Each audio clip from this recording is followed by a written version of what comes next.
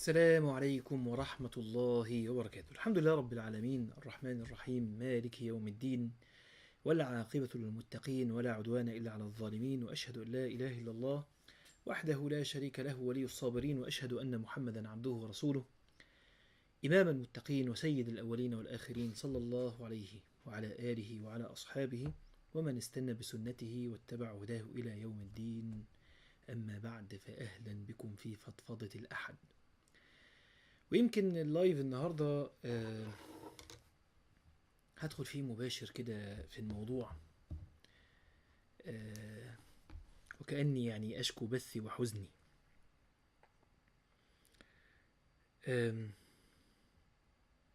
من أكتر الحاجات اللي بتفسد على الناس حياتهم العشوائية. عشوائية في أي حاجة بقى، يعني لو باركينج، العشوائية بتاعت الركنات تفسده. لو وقت، العشوائية بتاعت توظيف الوقت تفسد العمر. لو فلوس، العشوائية في الصرف تفسد المال. لو أي حاجة تفسده. وفي الدعوة أيضا العشوائية بتفسد كثيرا جدا جدا. لذلك أنا جاي النهاردة وبشكل سريع ومختصر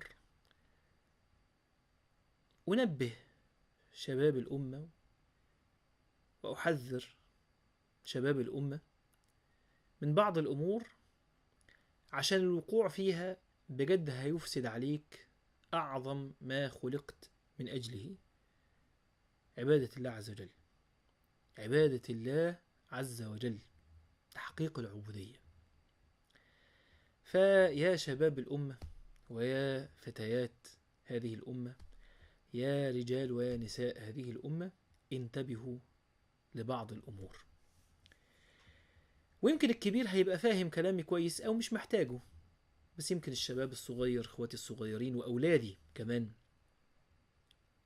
بيتهيألي إنهم هيبقوا محتاجين الكلام ده. احذروا وانتبهوا.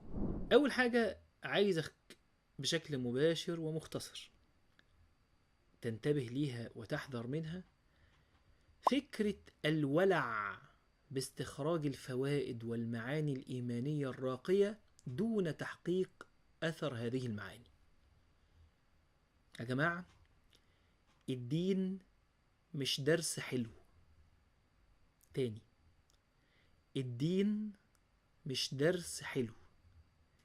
الدين مش ان انا اقوم قايل لك ايتين تلاتة جواهم لطيفة هنا لابن عاشور، وهنا لطيفة للطبري، وهنا كلمة قالها فلان الفلاني، وهنا كلمة قالها الإمام أحمد على كلمة قالها المحاسبي وتقوم قايل وشوف وده كلام موجود في سيرة النبي صلى الله عليه وسلم، واجيب لك موقف وطلع لك منه.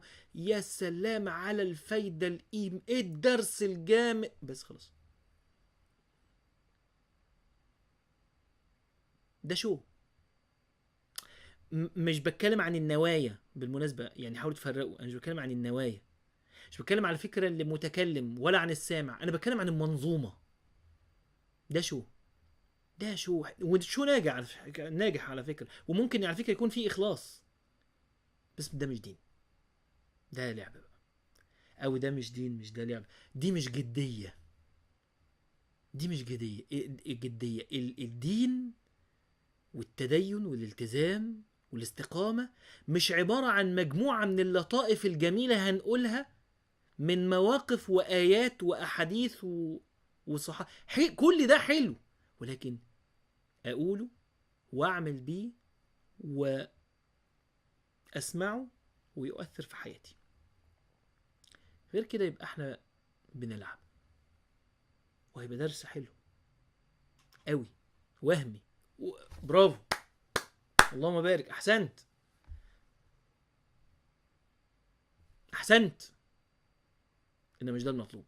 عشان خاطر كده الدعوات اللي على هذه الهيئة وبهذا الشكل بتعمل دروس تكسر الدنيا، بس ظاهرة صوتية لا تؤثر مهما طال العمر. وممكن تلاقي حاجات مش ظاهرة صوتية خالص ومؤثرة على الأرض، مش مكسرة الدنيا بروباجندا، بس مش بتاعت بروباجندا.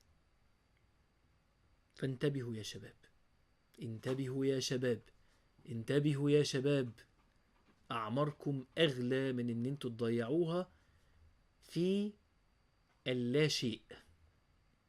فلا تحسبن التدين والالتزام هو حضور أو سماع أو إلقاء المحاضرات الرنانة اللي فيها معاني إيمانية جبارة من لطائف نادرة، من أقوال ما حدش أراها غيرك، ومن استشهادات ما حدش يعرف يقولها غيرك، بس ملهاش بعد كده تحقيق في الواقع، ملهاش أثر. هذه الأولى. أما الثانية فهي مبنية على الأولى.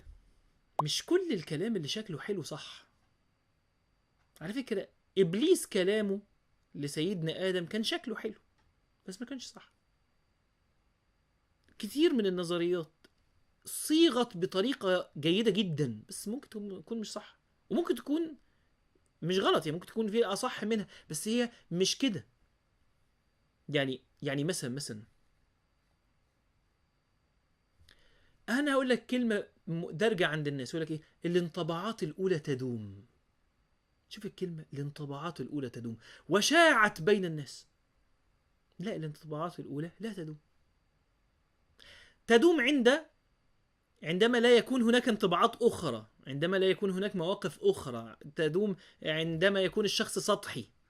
إنما عامة الانطباعات الأولى لا تدوم. قد يكون لها تأثير ولكن لا تدوم. إنما طالما الكلمة اتقالت بصياغة جيدة الناس ساعات بتسلم ليها. لا، مش شرط. زي الاهتمام ما بيطلبش، لما كان ترند في وقت من الأوقات، كان ترند في وقت من الأوقات كلمة الاهتمام ما بيطلبش، وبعد كده طلع ترند العكس، لا الاهتمام بيطلب، بقت ترند برضه، وبقينا نهزر لا الاهتمام يطلب عادي، ايه المشكلة؟ فهي مش كل كلام شكله حلو يبقى صح. لا، في كلام شكله يا زي بنات تيجي تقول لك ايه، ده عنده طاقة نسوية عشان خاطر مثلا بيطلب من مراته ان هي تعتذر مثلا وبتاع. ليه؟ الغلطان بيعتذر عادي، اللي ما بيعملش كده متكبر اصلا. لا. رغم ان انت طاقة نسوية، لا الكلام ده كلام فارغ. وفي الدين بقى صياغة الجمل الرنانة، شوية أحاديث، شوية تحابيش، شوية آيات مع حماس، يطلع كلام زي الفل. مش شرط. يعني أنا ممكن أجي أقول لك دلوقتي، أقول لك إيه، شفت النبي صلى الله عليه وسلم في سيرة النبي صلى الله عليه وسلم لما جاءه الرجل وهو نائم تحت الشجرة، وأمسك بسيف النبي صلى الله عليه وسلم وكان معلقا له، ورفع عليه السيف وقال: من يمنعك مني يا محمد؟ فقال النبي صلى الله عليه وسلم: الله. وهم عامل لك بقى ايكو كده، وبعدين فسقط السيف من يده، وأخذه النبي صلى الله عليه وسلم ورفع السيف وقال: من يمنعك مني؟ فقال الرجل: كن خير آخذ. فجاء الصحابة وقص عليهم القصة وترك الرجل. كن متسامحا، كن متسامحا وإن رفع عليك السيف. أطلق سراح من أراد قتلك، فهذه هي سنة النبي صلى الله عليه وسلم. إيه رأيك؟ حلوة؟ لا، مش كل موقف في الدنيا بطلع له قاعدة. مش كل موقف بطلع له قاعدة. الموقف ساعات بيكون ابن بيئته، ابن وقته، ابن الظرف بتاعه، بس مش قاعدة بقى خلاص. مش قاعدة. يعني النبي صلى الله عليه وسلم راح خيبر، فتح خيبر، ما روحلوش دول، راح له هو اللي راح له. هتعمل ايه في ده في ده؟ لا، عايز اقوله ايه، ان مش كل كلام شكله حلو صح. ساعات بيكون الكلام شكله حلو فعلا بجد بس غلط. انتبه، انتبه، لا تخدع بالصياغة. كن صاحب عقل، كن صاحب فكر، لا تسلم لاحد. ما تسلمش الكلام. بص، شوف الكلام اللي انا بقول ده ما تسلملوش والله. لا والله اقعد كده، لا اللي في كلام شكله حلو، كل الكلام اللي شكله حلو صح. يعني المهم ان انت في الاخر تشغل دماغك. على فكره انا عندي مشكله مع اللي ما بيشغلش دماغه، تمام، وهو عنده مشكله لانه لازم يشغل دماغه، لازم تشغل دماغك. فاحذر بالله عليك، مش كل كلام شكله حلو واتقال فيه قال الله قال رسول. الشيعة بيقولوا قال الله وقال رسول الله صلى الله عليه وسلم، الباطنية بيقولوا قال الله وقال رسول الله صلى الله عليه وسلم، كله بيقول لك يعني ايه، يعني كل الناس بتقول قال الله وقال رسول الله صلى الله عليه وسلم، بيستشهدوا بكل حاجة، بس الكلام صح. انت محتاج تتعلم كي لا تخدع. هذه الثانية. الثالثة، احذر، ودي نصيحة يا بني، يا بنيتي ويا بني، احذر وأنت تتعلم الدين وتسمع الدين من غيرك، من مشايخك ومن معلميك ومن معلماتك. احذر أن تسلم أذنك وعقلك وفكرك وقلبك لكثير التحول. لما يكون الشخص، يعني أنا أذكر في بداية حياة أي حد بالمناسبة، يعني أي حد بداية حياتي، بداية حياة كل الناس، يعني بالذات في البدايات، أنت هنا شوية وتقول أيوة هو أنا فعلا أنا عايز شوية هنا، والله شوية صح، هو ده الصح وهو ده اللي أنا همشي عليه وهو ده بابي وهو ده المعرفش، شوية بتلاقي نفسك هنا لا وهو ده المنهج، هو ده لا، وشوية تلاقي نفسك هنا. طبيعي إن أنت تكون في البداية، طبيعي إن أنت تكون في البداية عندك نوع من أنواع التشتت، لأن النضج لسه ما تمش، النضج لسه ما تمش، ما استويتش، تمام. عشان خاطر كده لما حد بيتغير رأيه كتير بنسأل عمرك قد ايه؟ صغير تمشي تعدي منك تيجي. بس لو انت في الحالة دي انت لازم تبقى عارف ان انت مسؤوليتك تجاه نفسك اكبر من مسؤوليتك تجاه اي حد تاني. فلو سمحت في الحاجة اللي انت لسه مش ثابت فيها ولسه بتنضج وبتكون فكرة، ما تحاولش ان انت تشد حد في الحتة دي. ليه؟ لان الثبات بيكتسب، فإن لم تكن ثابتا فلن تستطيع أن تكسب الثبات لغيرك. طبعا الكلام ده ممكن حد يفهمه نسبيا على الشباب الصغير وده صح، إنما الأشد والأنكى إن يكون مثلا اللي انت بتسمعه مثلا شيخ المسجد اللي تحت البيت، او يكون حد في العيله مثلا مطلع، او شيخ، او داعيه، او ايا كان، هو كثير التحول. وعلى فكره وده حاصل وده موجود، كثير التحول، شويه يبقى هنا وبعد كده شويه تلاقي هنا، بعد كده شويه تبقى هنا، شويه يقول لك لا ده اهم حاجه هو الموضوع الفلاني، شويه يقول لا ده اهم حاجه هو الموضوع الفلاني. هو كثير الانبهار بالامور، كل ما يقرا كتاب يقول لك هو ده الكتاب اللي بيجيب، هو ده الكتاب اللي بيغير، هو ده الكتاب اللي يقرا كتاب تاني حلو والله على فكره مش وحش، حلو، يقول لا لا لا لا ده اللي فات ده هو ده. فاحذر، احذر يا بني والله، احذر واحذري من كثير التحول. دي علامه على عدم النضج او قله النضج.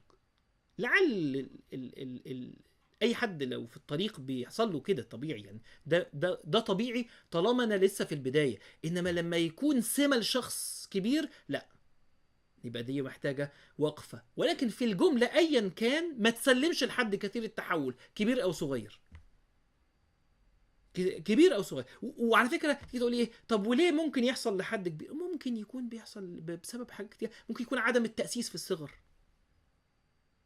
ممكن يكون شطح فكري، ممكن يكون انبهار بشخصية، شخص شديد الانبهار بشخصية أو بأفكار، أو طمع في مساحات لو اعتنقت الأفكار الفلانية هتتفتح لي المساحات الفلانية، فليه لا، وارد. فلاقي نفسي يعني ما عملتهاش بالسيكونس ده، يعني أنا ما كنتش قصدي كده إنما هي جت كده. فلا، وغيرها يعني من الأسباب. فانتبه يعني، احذر، انتبه. من ضمن الحاجات برضو اللي عايز احذرك منها هو ان انت تكون ساذج في التعامل مع الناس اللي انت بتسمعني. انت ممكن تكون بتسمعني، ما انت اكيد ما دام دلوقتي قاعد بتسمعني فانت بتسمعني، وبتسمع فلان وعلان وكده. آه، ضع كل واحد في مكانه في موضعه، يعني ما تعكش يعني ما تحطش يعني ما تجيش لواحد هو مش مفتي وتستفتيه. على فكره خليني اقول برضو إن دي عشوائيه النهارده، اللي بيفتي المفتي وغير المفتي عشان تبقى عارف بس. يعني حتى مش بيان للاحكام، لا لا لا لا، بيفتي في الوقائع. تمام.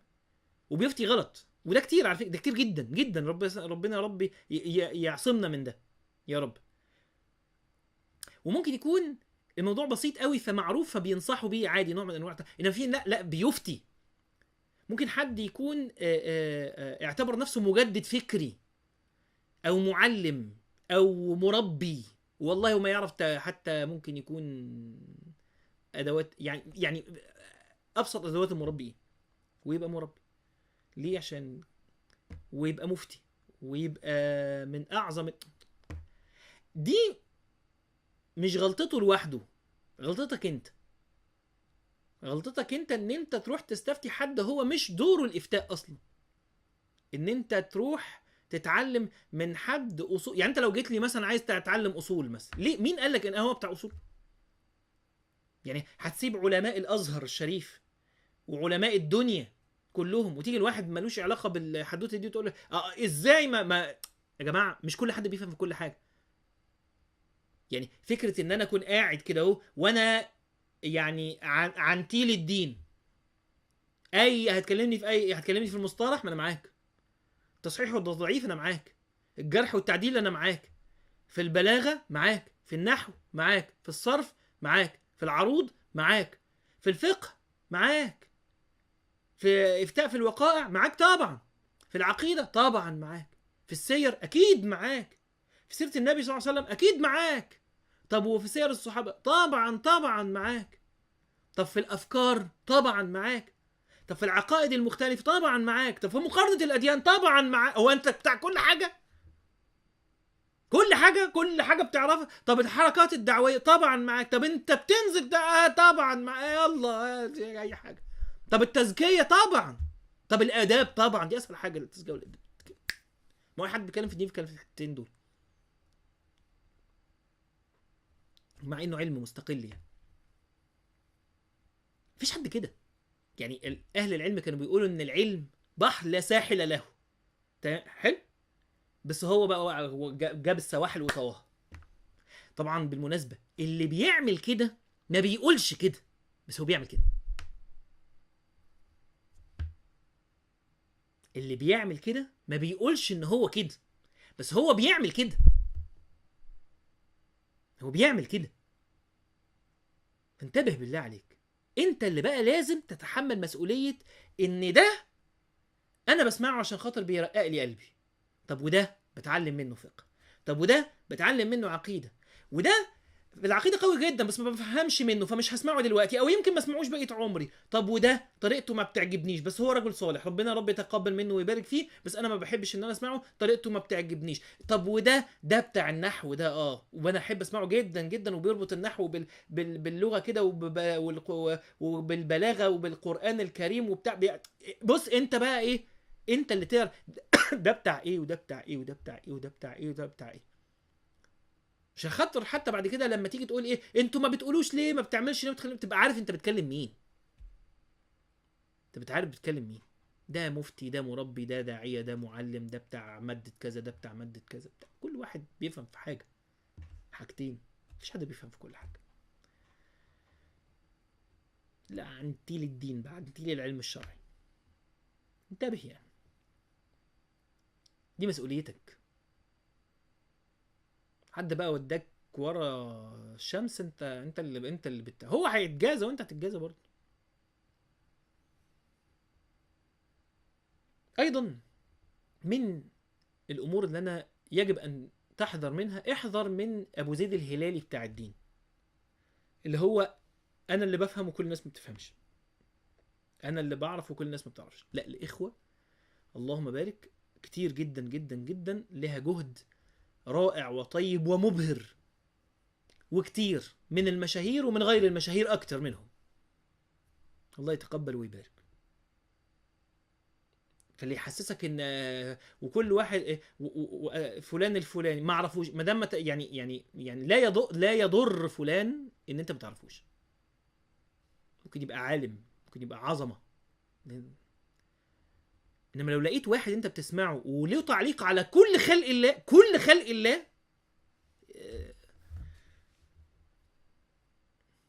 ما تسمعوش. ده ابو زيد الهلالي ده، ما تسمعوش. اللي بيقول هلك الناس ده هو اهلك واحد فيهم، اضيع واحد فيهم، اجهل واحد فيهم، ابعد واحد فيهم. فانتبه، لانك لازم تتعلم من المعلم بتاعك السماحه، حسن الظن، قبول الناس، فرح بالخير. فلو اتعلمت على ايد واحد من اللي هو شايف ان هو اللي بيفهم او هو وشيخه ومدرسته، اي حد بره بقى دول عالم مجاهيل وجهلاء اتنين. انتبه يعني.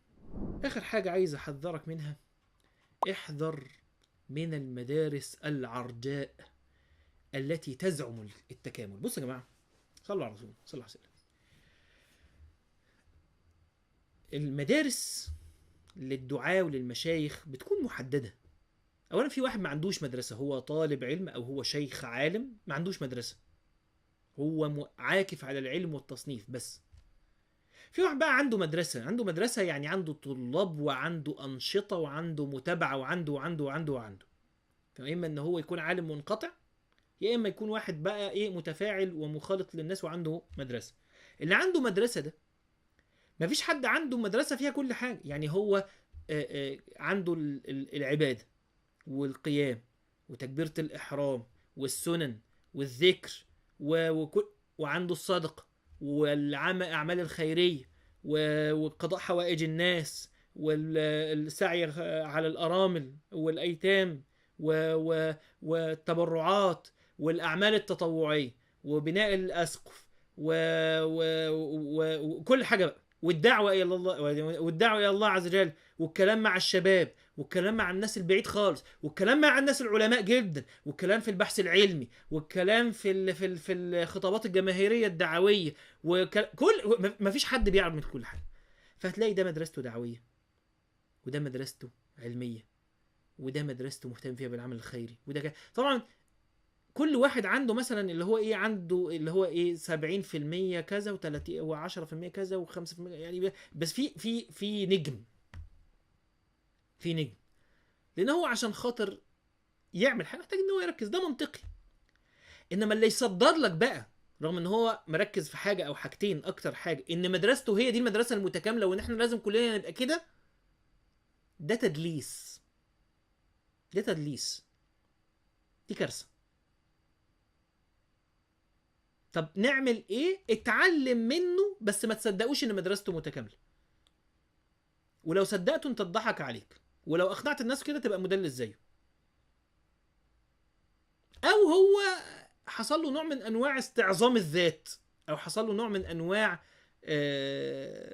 ما اعرفش يعني ما اعرفش ليه واحد يتخيل ان مدرسته هي الحاجه الوحيده المهمه، وكل الناس يعني بتوع العباده يقول لك الناس اللي بتعمل عمل خيري، الناس متخلفين دول. بتوع العمل الخيري يقول لك بص ايه اهم حاجه العمل الخيري، الناس تاكل وتشرب بتاع، مش تروح تقول لي سياسه ومش سياسه. بتوع السياسه يقول لك بص ده زين عمالين متخلفين قاعدين في المساجد بيتعلموا العلم، كل واحد عمال. لا يعني انا ما اعرفش ليه عقل واحد يوصله ان هو الصح وكل، او هو الاهم حاجه وكل اللي حواليه مش مهم. مفيش حد كده. الله عز وجل سخر الناس بعضهم لبعض، فانت محتاجني وانا محتاج لك، واحنا الاثنين محتاجين واحد تالت، وهو محتاج لناس تانية واحنا محتاجين لهم، وهم محتاجين كل الناس محتاجه لبعض. فاحذر من المدارس دي، مدارس عرجاء تزعم التكامل. انما لو مدرسه في حاجه معينه تستفيد منها او حتى هتتميز فيها ويبقى ده بابك، بس عارف ان الباقي مهم، مش هنقول ايه اهم، الباقي مهم، يعني لا شك ان مقدمة الجيش افضل حاجة، بس من غير الساقة يموتوا. ففي ممكن تفاوت، ولكن كله مهم. من غير حاجة منهم اهم واحد يهلك. فاوعى تشرب السم ده، الاستعظام ومحورية الذات. هذا كلام فيه سم قاتل. مش عايز اطول عليكم اكتر من كده. كل اللي انا كنت عايز اقوله لكم، احذروا.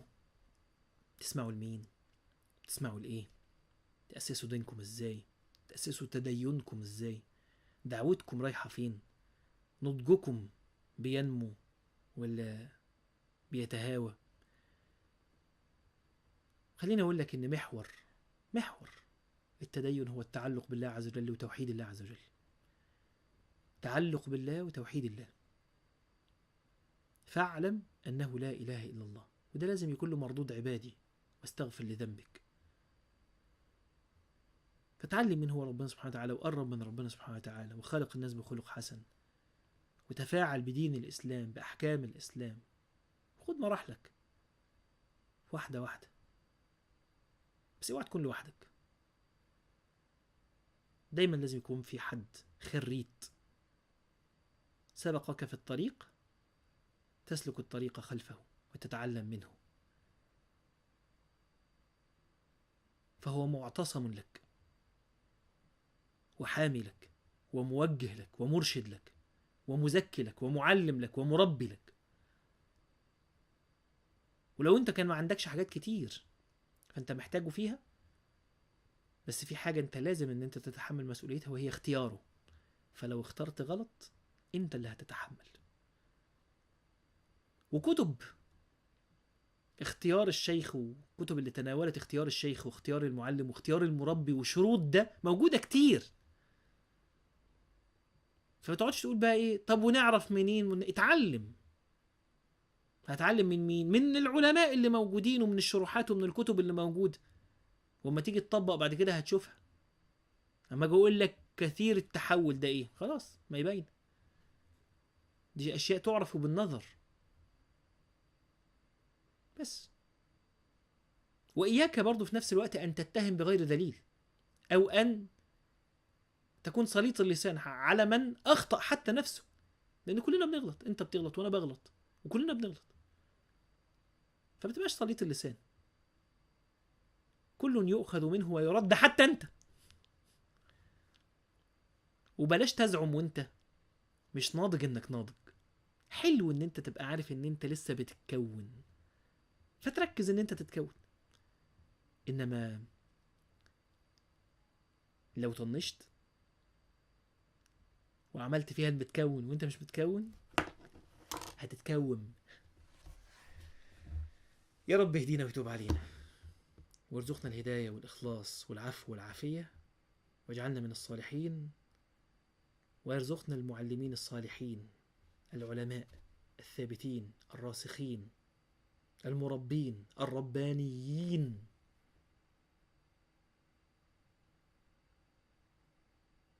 يا رب اجعلنا جميعا من أهل الجنة. احسنوا الظن في إخوانكم، وتناصحوا، ولو بما بال أقوام، وإن شاء الله الخير يأتي على أيدي دعاة هذه الأمة لهذه الأمة، ويصلح حالنا. جزاكم الله خيرا. سبحانك اللهم ربنا وبحمدك، أشهد أن لا إله إلا أنت، أستغفرك وأتوب إليك. السلام عليكم ورحمة الله.